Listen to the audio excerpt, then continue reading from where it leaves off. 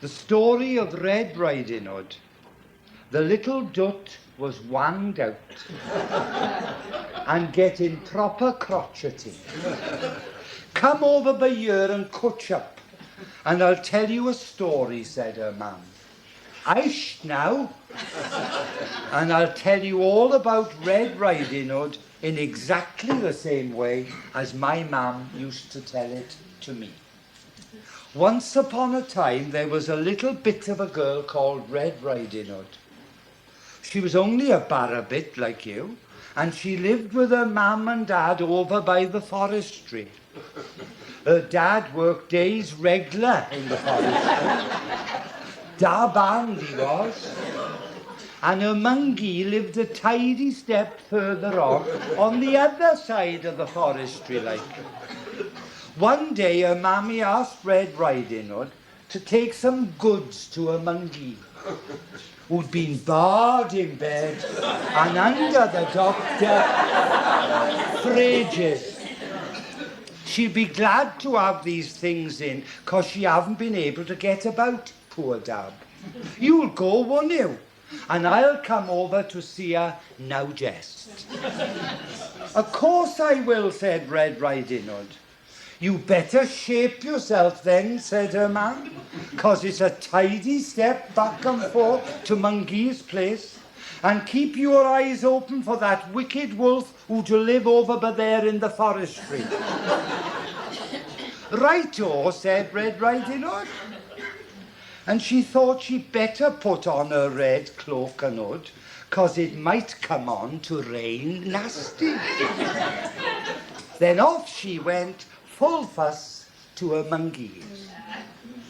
Now that wicked wolf had gone over to Mungee's, dragged her out of her bed, shoved her out of the way, cut, so no one could see her, and he jumped into bed to take Mungee's place. Red Riding Hood got to Mungee's without hanging about.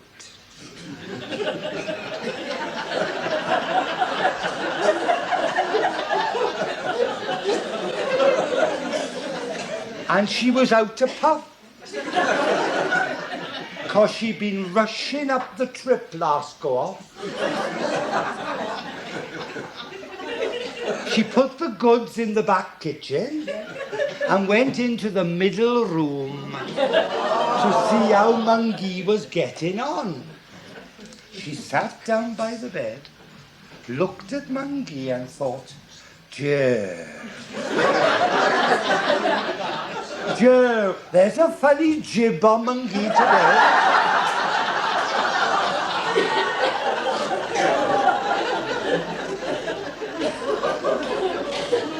She said, there's big eyes you got, Mungee. That's so I can see you tidy, said the wolf. There's big ears you got, said Red Riding Hood. There, so I can hear you tidy, said the wolf. Joe, there's big your mouth is, said Red Riding Hood. That's by there for me to gobble you all up, said the wicked wolf, and he took out of a cloak to catch her.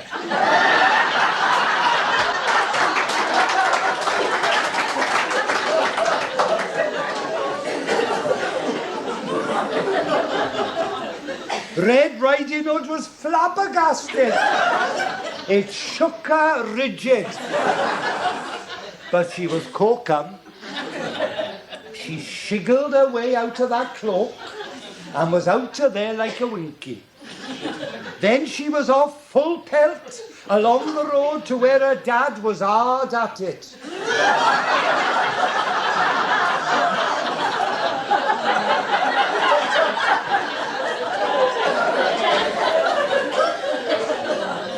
Talking 19 to the dozen, she told him all about what had happened. He took his chopper, ran all the way back to Mungee's and gave that wolf a real belter. He and Red Riding Hood got Mungee out of the coach stand star, where the wolf had put her, Mungie was in her oils to be rescued safe and sound, and they all lived happy ever after.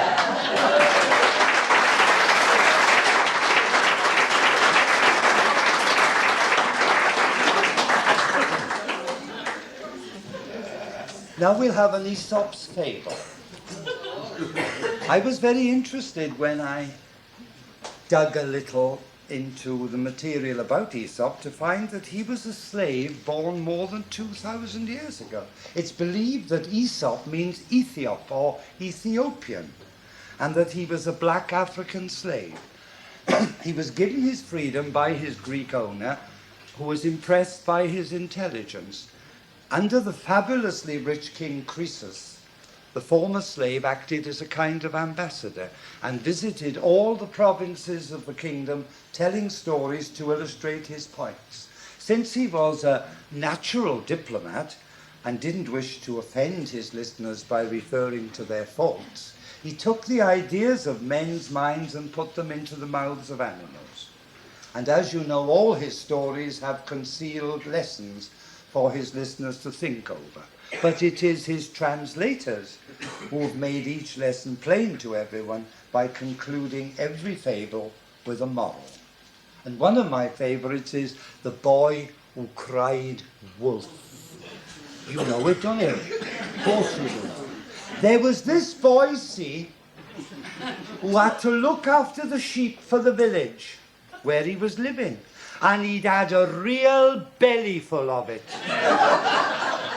And he wanted to down tools. You want your head red, you do, said his father, when the boy grizzled to him. That's you all over, that is. For shame on you. Do you good it will, up there on the mountain in the fresh air, doing a tidy job days regular. A real lambasting is what you are asking for. A real lambasting is what you are asking for sure. If you don't alter, you a stroke sharpish. So the boy had to knuckle down and carry on seeing to them sheep. To make things a bit livelier for him, one day he shouted at the top of his voice, "Wolf! Wolf!" When the people of the village came out with sticks and mandrills to help him and clodges to aim at the wolf,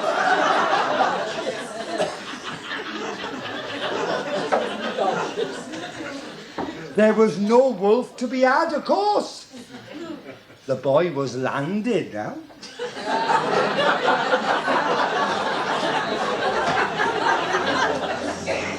And thought it was great to flummox the others. So he tried the same caper a few days later. And again, out they all came full pelt to help him shoo off the wolf. But once again, when they got there, no wolf to be had. This went on for ages, till they was all proper fed up with him, 'cause it was a tidy step, back and forth, all the time. They were proper fed up with him and his carrying on like that, and they was all real moithered like by now. Now one day, a wolf really did come out of the forestry to have a go at them sheep. But when the boy shouted for all he was worth, for them all to come and give him a hand, nobody budged.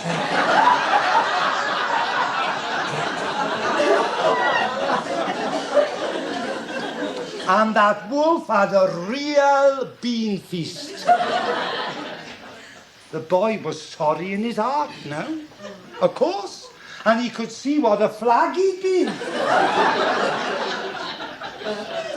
There was a lot of palaver about it, and the boy didn't know where to put himself from then on.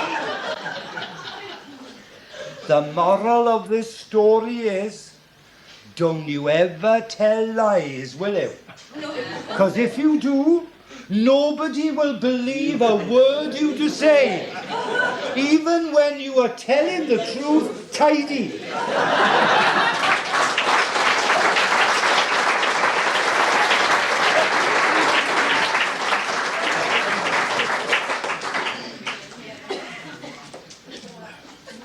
Slightly longer story, but a very great favourite of mine, is the story of Cinderella. I felt this lent itself beautifully to telling in Wenglish. The story of Cinderella. Hope you're sitting comfy, because it's a long one. There was this girl like sea called Cinderella. She was a proper skivvy. Proper skivvy she was in her father's big house. His name was Baron Ardup, and her stepmother and the two stepsisters gave her heavy hand round the house, because she had to pitch in and clean right through every whip stitch. And she got the name Cinderella because she had to raise the ashes as well.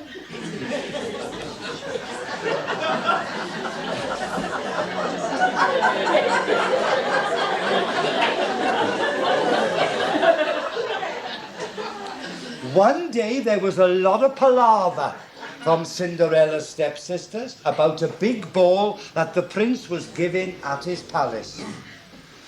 Them two stepsisters was as ugly as sin. Joe, you only had to look at them to see it. One had a jib on her like the back end of a bus, and the other one had a figure like the side of a house.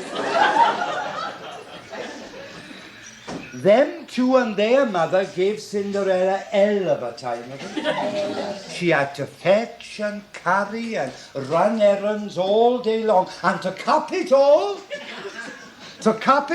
then she had to turn round and put food for them all. Because the others was proper Dora round the house and slummocky with it. They were all off to the ball, but Cinderella didn't have hope in hell.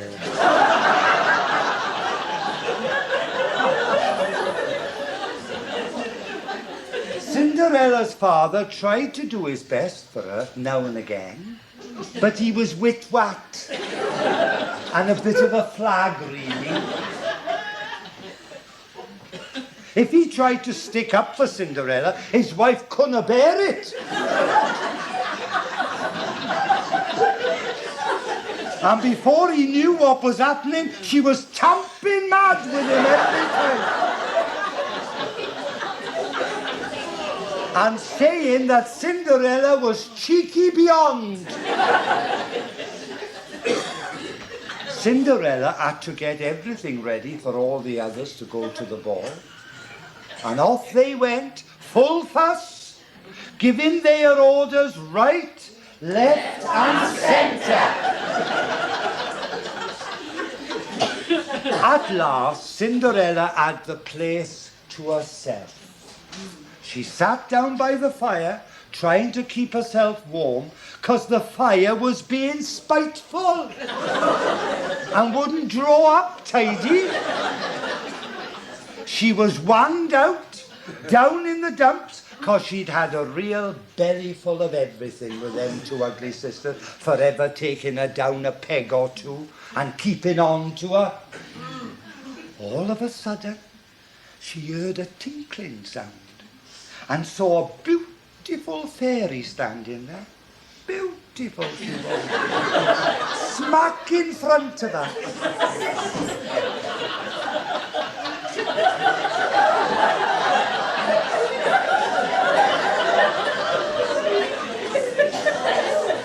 Don't be scared, lovely girl, said the fairy.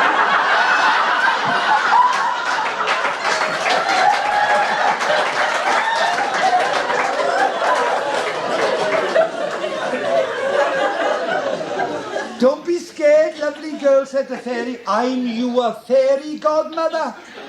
That's a kind of special bopa, like.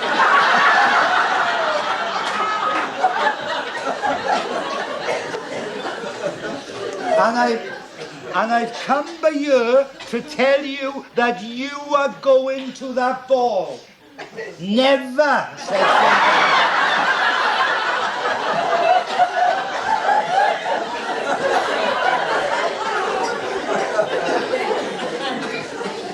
Cinderella. Never, said Cinderella.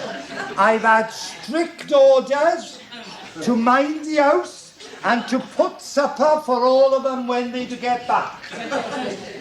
Never mind about that, said the fairy godmother. Do as you are told and everything will turn out lovely for you. You gotta get me some mice, some rats and some lizards and a pumpkin for me to work my magic spells on. Cinderella had no bother finding them things in a tush of a place like that.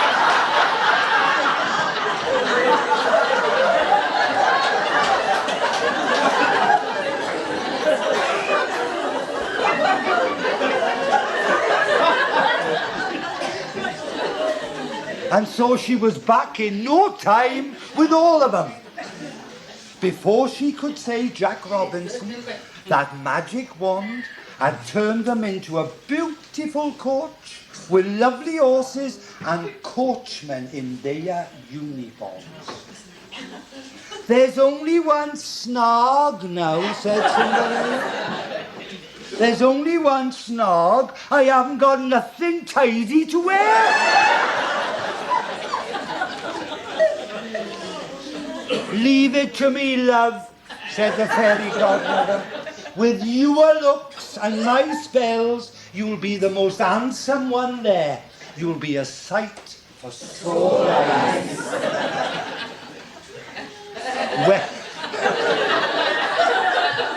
When that wand had been shiggled a couple of times more, Cinderella was looking beautiful and all set to go. There's one more thing, said the fairy godmother. You've got to be out of there before the clock have finished striking 12 o'clock. 'Cause at midnight, lovely girl, you'll be back in your usual rig-out.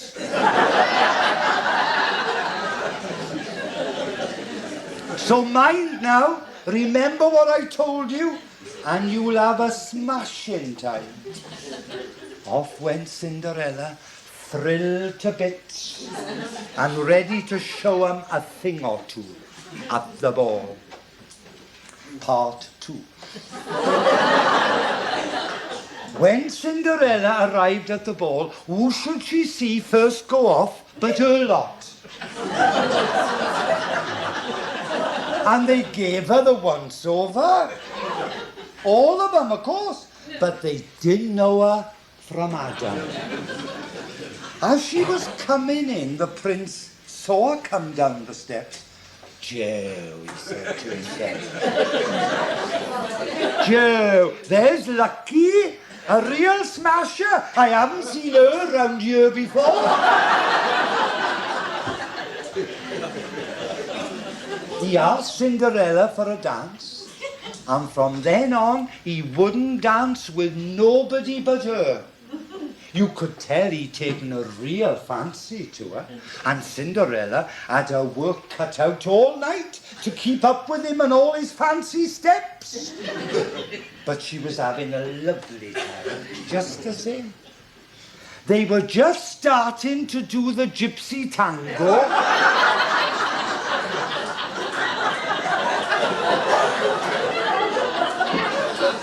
They were just starting to do the gypsy tango when she heard the clock starting to strike 12.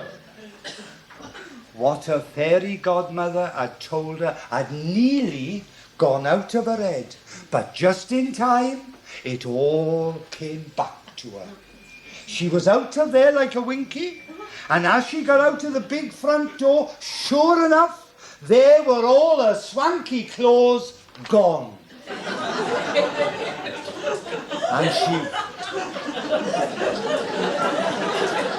And she was back in her rags, except for one thing. Her lovely little glass dance slippers. She only had one though, 'cause she dropped one of them in a hurry to get out of there. She was off home then, 'cause she didn't want to hang about looking like that, did she? And she just had time to put supper for all the others before they got home from the ball. Next morning there was heaps. There was heaps happening. Blokes from the palace went up and down the whole place, back and forth,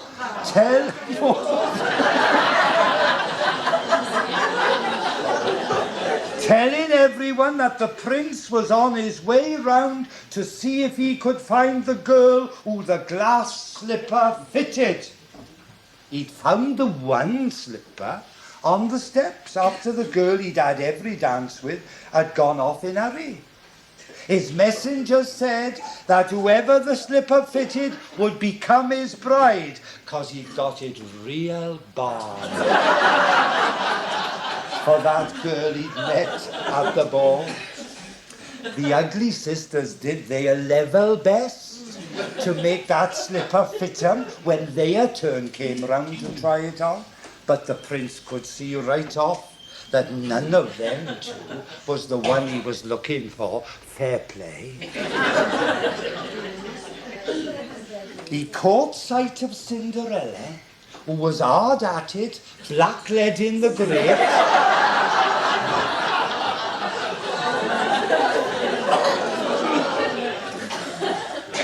And he made her have a go with the slipper. It fitted her straight off, of course. He was over the moon, 'cause he could see, when he'd had a tidy look at Cinderella, that she was the one for him. And then, on top of everything, from her apron pocket, Cinderella took out the butty to that glass.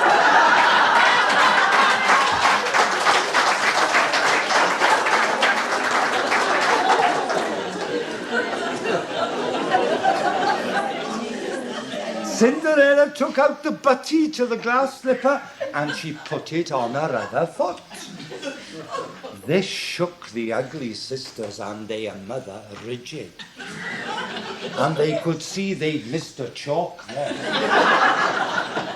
But they had to toe the line now and behave themselves tidy from now on.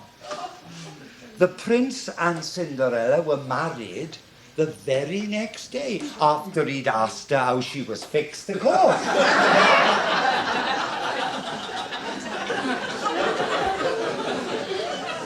There was a big, huge spread.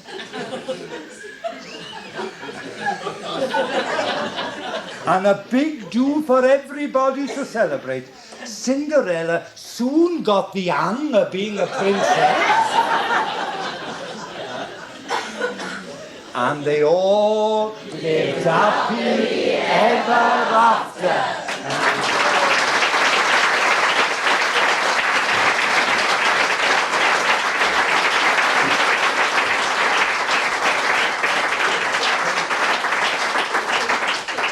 I think you can see that's why that's one of my favourites. It lends itself marvellously to telling in Wenglish. And my favourite bit is where she's hard at it, black-leaded. It rather dates me. And now, one that I haven't done on Radio Wales, so you're the first to hear it, the story of Llewelyn and Gellert.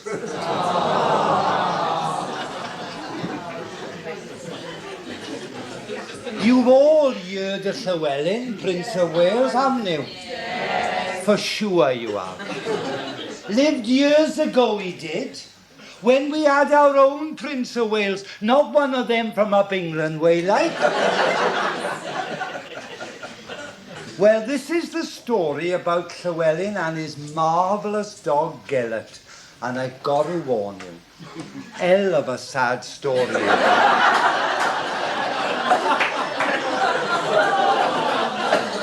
So have your hanky ready in case. Llewelyn had been given Gellert by his father-in-law, King John of England, and a great dog he was, by all accounts. A real Brahma, they'd say.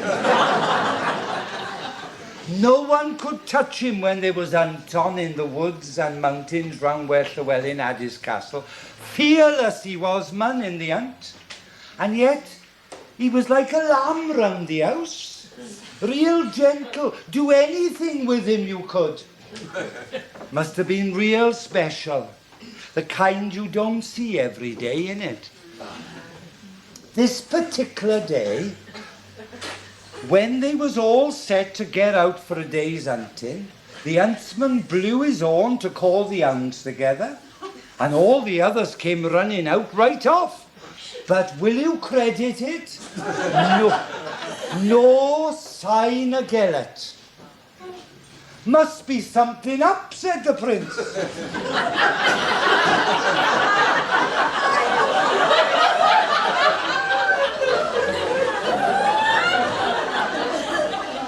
Must be something up, said the prince, but we can't hang about here for him any longer.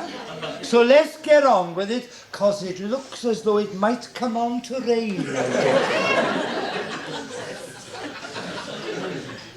They didn't have much luck that day. It's obvious they could have done with Gellert for that hunt. There didn't seem to be much shape to anything without him. So Llewelyn was down in the dumps proper when they all got back home for a bit of food. A real suck-in he'd had with the hunting that day. As the prince jumped down from his horse, out came Gellert to meet his master, wagging his tail back and forth, and jumping up and down to show he was thrilled to bits to see his boss back again. "Here, boy," said Llewelyn.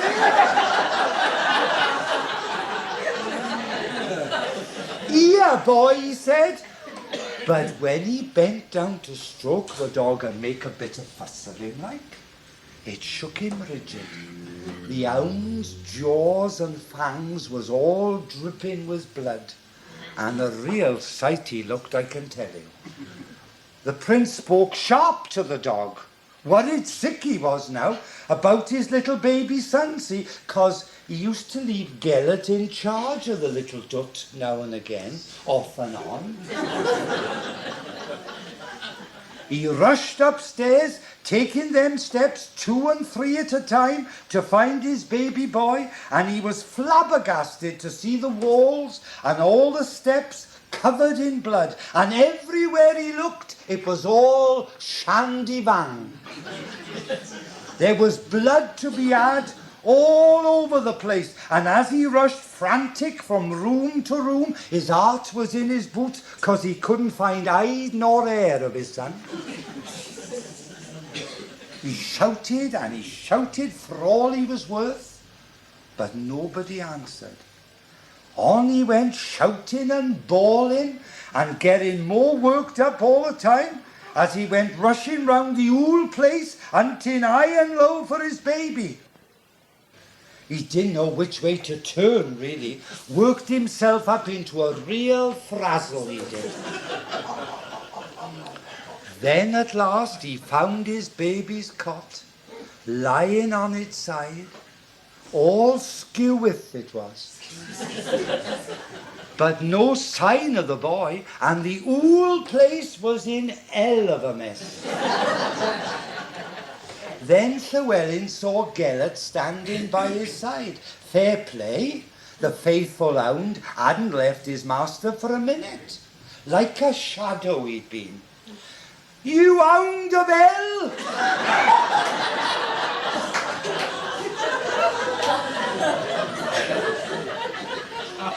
"You hound of hell, you cutthroat! You've killed my son," he said, "and there was me thinking I could trust you." Tamping mad he was by now, and he had to have his revenge. Out came his sword, and he pushed it right down into poor old Gellert's side. You should have seen the look in Gellert's eyes. You should have heard him howling as he sank down and died. With all the palaver, What with Gellert whining and moaning before he died, and Llewelyn shouting fit to bust. It's not surprising that when that was all over, the prince could hear another noise now. Faint it was, but enough for him to hear it tidy. It was obvious that it was a little dut crying. In 2 shakes, Llewelyn was over the other side of that room, and there he found his baby son, safe and sound. Not a scratch on him, and not a brack in his clothes. And underneath the couch he was lying on, there was a big, huge wolf. You could tell he hadn't been dead that long. Now, of course, Llewelyn could see what had happened. It dawned on him now, right? Only last lap. He could see how Gellert had got himself covered in blood by fighting that wolf and killing him to stop him getting at that little one. Hero he was, not a rogue like Llewelyn had thought. The prince was in hell of a state now.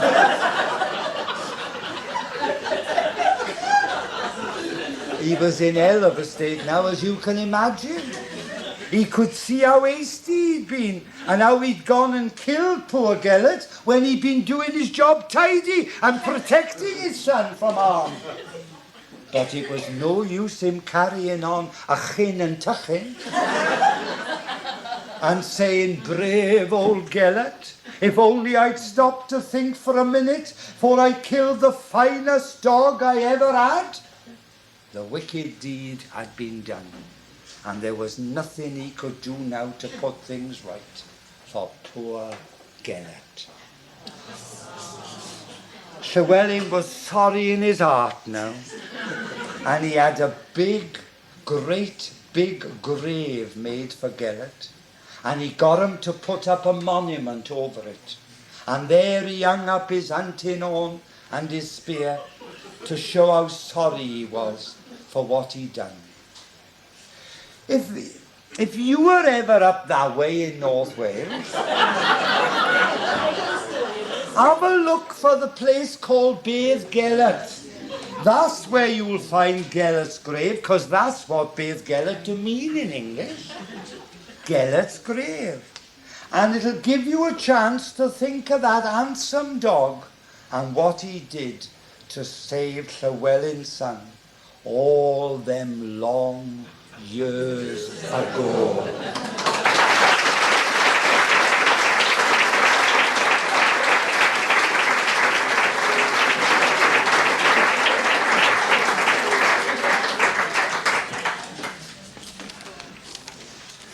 A short Aesop's fable, and then a Sean Catty story to end with.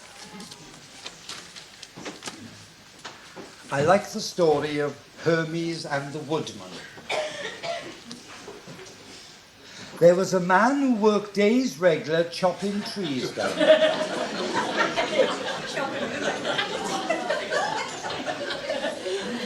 One day he was working hard, minding his own business and getting on with it, on the bank of a little river.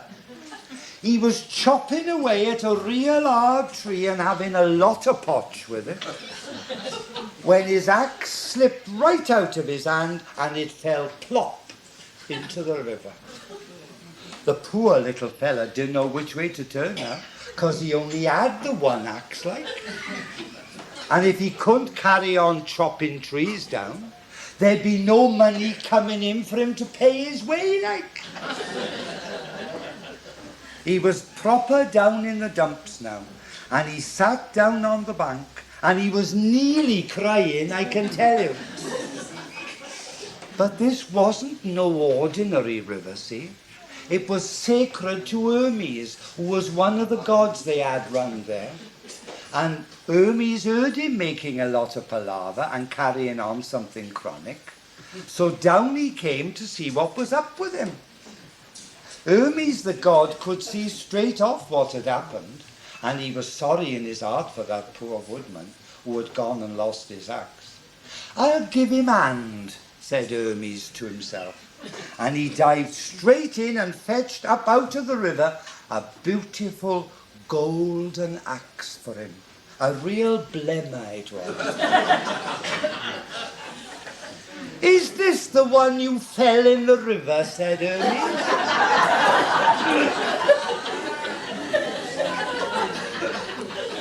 "No, that's not mine," said the woodman, "'cause he was honest as the day was long, and straight as a die with it." Down in the water again went Hermes, and this time he came up with a super shiny silver axe. "This one gotta be yours," said the god. "No, it's not," said the woodman. "My pay don't rise to a beauty like that."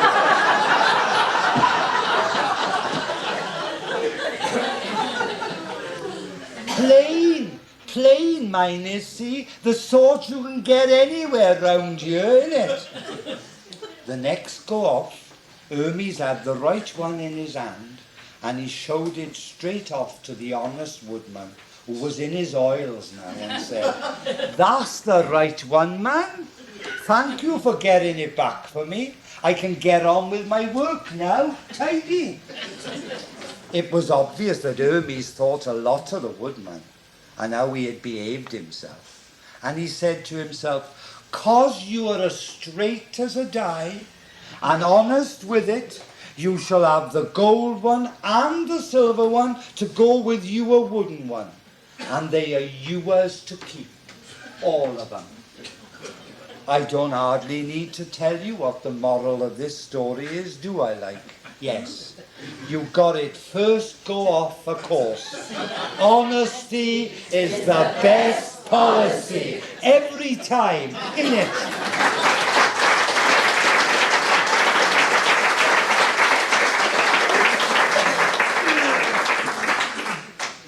Thank you, ladies and gentlemen. You really have been the most marvellous audience. And I'd like to close, please, with the story of Sean Catty and the Highwayman. Sean Catty was a dab hand at playing tricks on people, but he liked to see a bit of warrateg like. And he was happy when he was able to help out those who couldn't see to themselves tidy like. This story is about Sean Catty and the Highwayman. One cold day in winter, and a real sharp one it was. Proper parky, will it? Tum rode out of town on an old tired horse, and his saddlebags was bulging. Work looked worth having, they did, when you saw 'em first go off, 'cause they seemed to be filled up with heaps and heaps of money. But really, Tum had filled them up with seashells, 'cause he had a plan in his head to catch out a wicked highwayman who used to hang about round there, giving people hell of a time of it with his wicked ways. Robbing them and putting the fear of God into them all, he was. Tum was dressed real shabby to make him look like a poor farmer coming home from market. So nobody could have twigged that it was really the famous Sean Catty who was riding that poor tired horse along that lonely old road. On he went, slow but sure, past a big clump of trees where he knew the highwayman was skulking. Just waiting, but there he was, for some poor dab to come by. As Tum got level with the clump of trees, that cuthrell of a robber thought, "This one on that poor old horse don't look up to much. Bit of a flag he looks, really.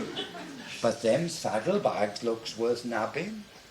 And out he came, full pelt, holding a big huge pistol and waving it round real threatening like, and he shouted at the top of his voice, "You are money or you are life." Tom made out that he was shook rigid and proper terrified. Mercy, he said, mercy! Don't you rob a poor man like me? Easy this'll be, thought the highwayman. Piece of cake.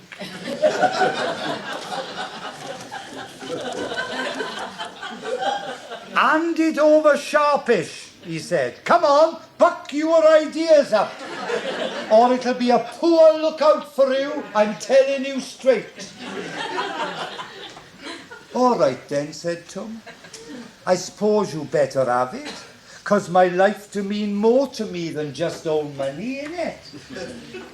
He loosed go of the bags.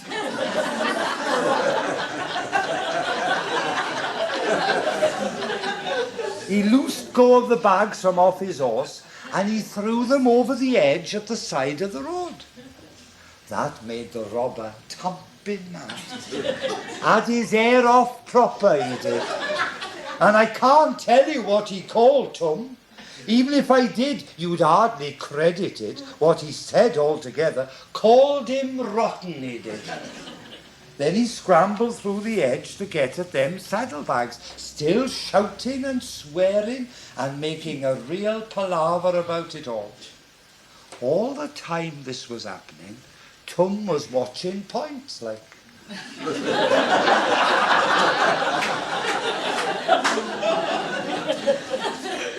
He waited till the highwayman had to touchy down to pick up them saddlebags. Then, quick as a flash, he was off that old horse and up onto the robber's horse, which was a handsome creature, a real blemmer and no mistake. Now then, my beauty, he said to the robber's horse as he stroked his neck. Now then, Butty, let's be off from by here. Gallop as fast as you can, my handsome. That horse was off like a winky. He could shift, I could tell you. And of course, Tom didn't want to hang about like, did he? By the time that old Cuthrell had realised what was up and how he'd been tricked, it was too late for him to do anything about it. He'd been had, good and proper. He cursed and he swore, and he gave everything and everybody the length of his tongue.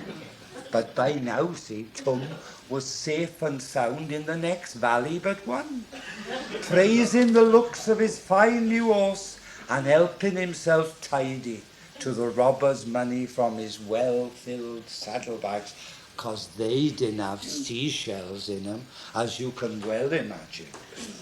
There was hijinks, and the poor people in them parts round there had the time of their lives. All thanks to Sean Catty and the way he gave that old highwayman what for, and taught him a lesson he won't forget in a ring.